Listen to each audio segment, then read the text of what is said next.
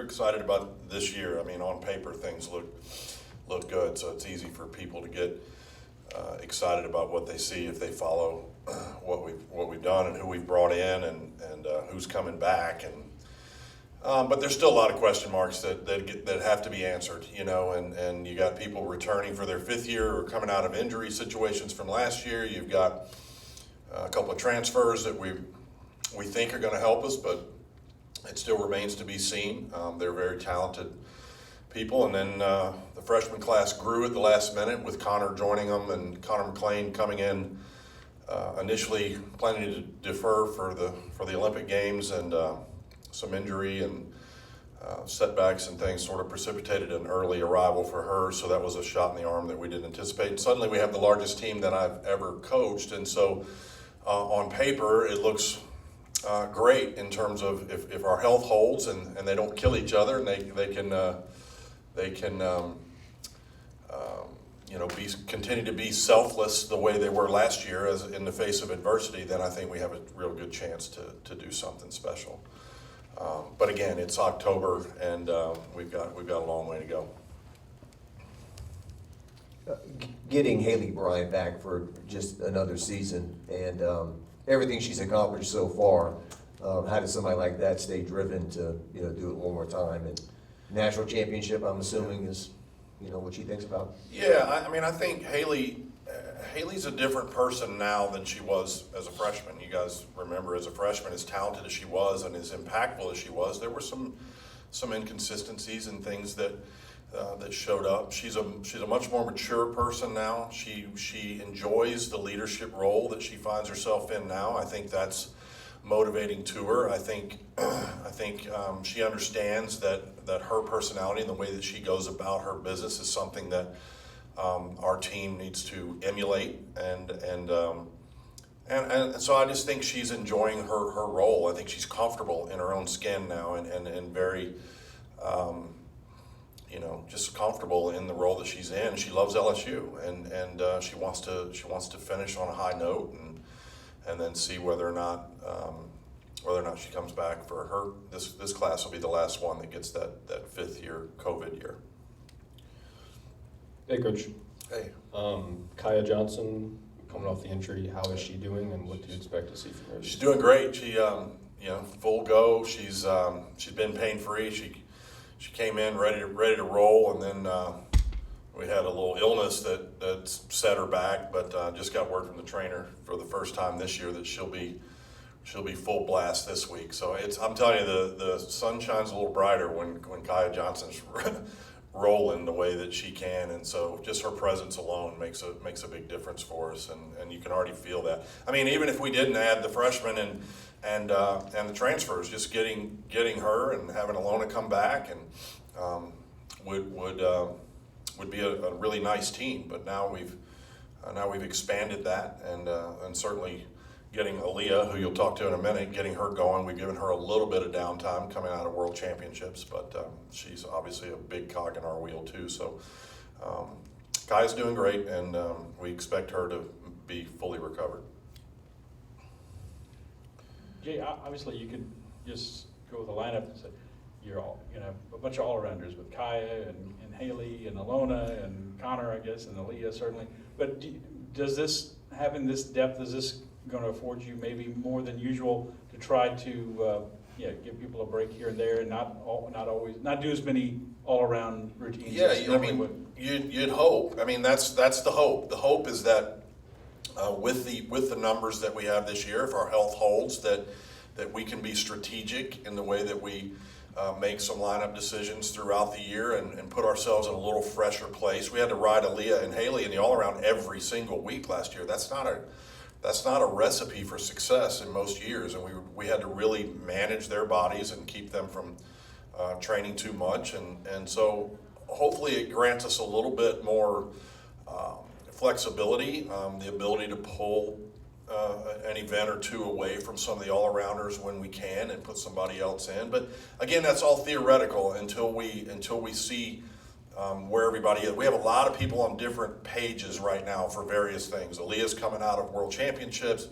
Connor is just getting ramped up from coming out of an injury. Kaya's coming out of an injury. Some people are full blast. Haley and some others are full go right now. So I'd say we're all in a really good place from a physical fitness standpoint and a strength perspective and those kinds of things. But in terms of where they are gymnastically right now, it's not a real clear picture of what that's going to look like.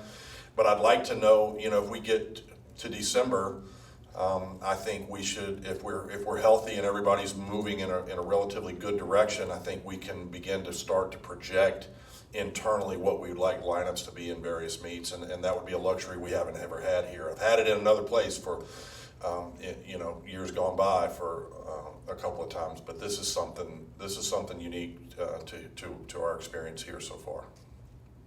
In the same vein, does it let you specialize with some girls? If Yeah. you really get somebody that's... Well, not everybody's an all-arounder anyway. So you've got some that, like Sierra's done 2 events for us for a long time and does a great job on those, but she doesn't have a UCL on her elbow. So vaulting and bars is not something that she even trains. So we have sort of built-in specialists already, but we also have a pretty big swath of our team trains all 4 events, and so I don't from a specializing standpoint, I don't think you'll see it in terms of the way we train it, but I think you could see us go down maybe in some of those all-arounder numbers. I don't care anything about the all-around. Like, I'm not interested in who wins the all-around in a dual meet, and I hope our fans can understand where that comes from, because those individual things they kind of cloud the issue a little bit, and we really try to focus on the team. So if it's in our best interest as a team to put people in the all-around, that's what we're going to do. If it's not, then we won't. And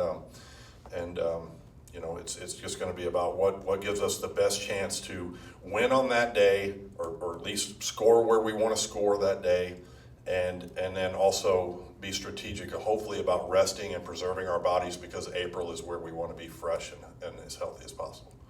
It'll be awkward with her being in the room, but what kind of growth did you see out of Aleah last year? It's not awkward. I tell her all the time. It's tremendous. From the time she was a freshman to where she is now, she has shown tremendous growth as a competitor from a mind perspective. Physically, she's always been incredibly gifted and talented, but we saw tremendous growth in her consistency and her ability to communicate with us about where she is and how her body's feeling, and she managed this thing with Worlds pretty much herself. We had a little bit of guidance and framework that we put into it, but she knows her body as well as anybody, obviously, and so we trust her now, and she's shown a great deal of maturity and a maturation process over the last 2 years, and I think. We talk a lot about Haley, but, Aleah's role has got to continue too, in terms of the leadership that she shows and the tone that she sets, because she's not a hidden commodity anymore. Everybody knows who she is, and so everybody's going to be looking and looking to her for leadership, and I think she'll do a great job of that. I guess that's kind Right. of my other question was... Right, Lee? Yeah, okay. Was in the void, they stepped up last year. Now that, maybe you're back to full strength and then some, what do you think the mindset needs to be for the collective of the team? Well, I think, we learned a lot about ourselves last year. It was, chronicled very well, with a docuseries and the whole 9 yards. We learned what it took to get there. We learned how to compete for the right reasons for each other, and not let our own, we all have ambition. We all have personal ambition and goals we want to have for ourselves, and we acknowledge that. But what we learned through the adversity that we had is that we've got to set those things aside. And when they did that, they competed at a higher level. No matter who we put in, they were able to do the job. And so hopefully we can take the lessons of that and not try to duplicate what happened last year, but understand that there's certain attributes that a team has to have if it's going to be successful at the championship level. And so we hope that we can adopt that and make it sure that it's actually part of our culture and not just a one-off that happened because we had a bunch of injuries. Can we be selfless? Can we compete with one another daily in the gym in a healthy manner, and understand and trust the process, and with the overarching goal remaining, no matter what or how many times I get to compete this week or the next or the following, that the idea is that we all stand on top of the podium at the end of the year. And that's going to be the challenge, because it is a large team and it's a talented team, a deep team. And so the term "a lot of mouths to feed" gets said a lot, but they only need to be fed if they're hungry for the wrong things, right? And so it's about keeping those personal goals that we all have in check and keeping the focus on the we rather than the me. I mean, that's a tired cliche, but it's absolutely true. Coach, right here in the back.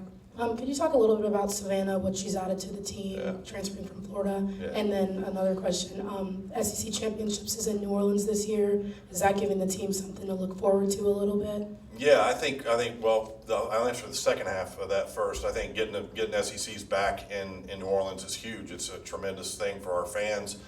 The last time we were there, we won it, and it was an exciting time. It was the first time it had ever been there. It was supposed to have already come back, and COVID interrupted that. So we're extremely excited to have it back in New Orleans, and really want our fan base to get on board. I hope we can set a record there. I personally would love to see it in New Orleans more often than it's currently scheduled. I think I'm a proponent of maybe putting a 2-city rotation together and having a couple of multi-year contracts that go consecutively, where you get kind of a semi-permanent home for the championship at a destination city. I'm not a fan of going to Birmingham. I'm not a fan of Huntsville did a great job, but it's just, I think these NBA arenas that we've shown we can sell now, I think it's important that the conference continue to push us to the forefront that way. The TV is very much engaged and bullish on our championship. They love it, and they want to continue to put it on the bigger linear platforms like ABC, and so it's an exciting time for our sport as a whole. And when we can go to a place like New Orleans and be in an NBA arena, that's big. That's big for our sport, and we need to be focused on that vision, not whether or not it's close to our campus. I realize New Orleans is close to our campus, and not every coach is going to feel great about that all the time. But if you were to go to Orlando, that'd be great too. If we go to Atlanta, I don't want to be in Gwinnett. I want to be in State Farm, or where the Hawks play. Let's do something. Let's think bigger than what we've thought in the past about our sport. And New Orleans hosting again is a step in that direction. As far as Savannah, she's amazing. She's assimilated extremely well. Our team loves her to death. She's obviously very, very talented, can help us on all 4 events. You talk about the all-around. She says she's never competed all 4 in a single college meet, but I could foresee a chance for that to happen if she continues to do what she's doing so far. But she's fit really, really well with us, and is enjoying herself, and speaks highly of the things that she's observed about this team and the culture that she has stepped into within our team. And that's not necessarily negative about anybody else, but she feels she just feels like she's got a fresh start, and she's excited. And I love her to death. Our whole staff does. She's been great, and she's already providing leadership for us in ways that can be hard when you're kind of the new kid, and sometimes it's hard. You want to kind of keep your head down and fit in. She's done a great job, just like Cammie did last year. She's come in and fit right in, and has used her voice, has not been afraid to do so. If we're ever going to have a mature team, this is it. There's 11 seniors of various varieties of the 23. They're either 4th years, 5th years, or 6th years, and so if we're ever going to have a mature team, this ought to be it, and they ought to be able to handle the ebbs and flows of a season. Yeah, I know I've asked you about this before, but just an update. Is Connor still planning to try to do this dual track thing with competing this season and trying to do elite preparation to try to make the Olympic team? And when does that start, or is it concurrent? How does that work? I mean, to a certain degree, it's already started. Like she's that's her mindset right now, but her body's going to tell her whether it can, whether it'll be seen through to fruition. But I think it's what she wants to do, and I think she's moving in that direction. Right now, the goal has been to get her healthy, get her happy, because she's, she was struggling with some things, and she's in a place now where she is happy, where her body's feeling better than it's felt in a long time. The first goal, the first order of business, is to get her collegiate routines where they need to be, and then begin to add to those things. It'll be similar to what Aleah did, in terms of the way the track will look. But the priority for her this year is to compete collegiately, and then in April, look at where she is and be able to ramp things up going into the summer if she, can get an opportunity to go to the Classic and championships and advance from there. But it's so early to tell, so I'm not making any predictions. I know that's her intention, that's her mindset, but a lot has to happen, for that to be the case. And so, it's not rocket science. It's just it's about pacing them correctly. And so, like, Aleah gets to come back down a little bit right now from the routines that she was doing. And then when she'll start doing full beam sets this week. Did you know that? Okay, good. But for that, compared to what she just did at Worlds, it's a little bit of a watered down beam set for her. So it's almost like she's, kind of come down anyway. So I think that Connor would be able to manage it in a very similar fashion to the way Aleah has. We'll wrap up with Caldwell. Yeah, I guess that was just my other question, is there anything that's going to be conflicting with Aleah's ramp up for the Olympics? I don't think so. There's nothing that because she's already qualified, so Connor's is a little more complicated than Aleah's in that because Connor won the all-around the last time she competed at an elite meet, championships of the USA, not this summer, but the one before. And so the fact that she missed this summer's elite season means she's no longer officially on the national team, so she's got to earn that spot back. So she'll have to start getting ready a little more quickly probably than Aleah will, because she'll have to qualify into championships in the summer and then qualify to Olympic trials. So the speed of her coming out of the collegiate season will have to look a little bit more, because Aleah's already done it. She went to Worlds. She's in Paris now, so she's done. So just the scheduling of things and the framework of it might look a little bit different, but in terms of a competition that she'll have to do or anything like that, no. I meant for Aleah though, is there anything she won't be able to do for LSU because she's No. not ready, or vice versa? No, because she's already there. So that's what I'm saying, is like she can go through the season through April, and then she can start getting ready for late July, which is when Paris happens. So that she's got a pretty clear path to be able to manage that. Really, in some ways, it's probably going to be easier than it even was this year for her, assuming she's healthy. I mean, that's always the caveat. But I mean, she's set, and she knows how to manage it now, so it's easy, right? Anybody else? All right, thank y'all. Thanks. Thank you.